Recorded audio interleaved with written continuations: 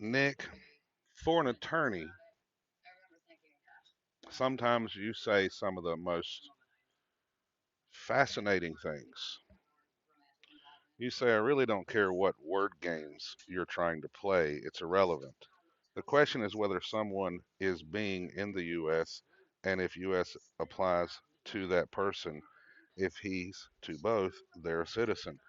See, you have such little understanding, or you know and don't want to admit it, or you just refuse to look at things because we're not playing word games. Look at this.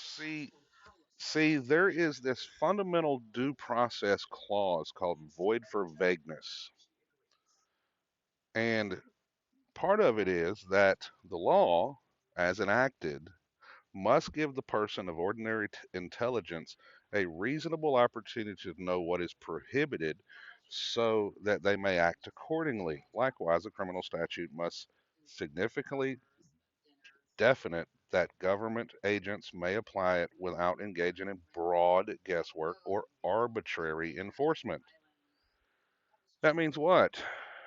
The words that are used have to be able to be understood to have a certain meaning and a certain application. And words do matter. Due process requires legislature to set reasonable, clear guidelines for law enforcement officials. The void for vagueness doctrine also may be applied to extreme civil penalties.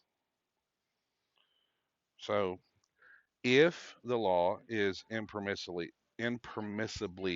vague by the language it uses, then it would be vague. It would be void for vagueness. Well, how do you understand the language? You have to look up the words. You have to look at the meaning of what's being said. So, yes, it does matter. This is not word games. There is a science to writing the law, and you know that because you've been to law school.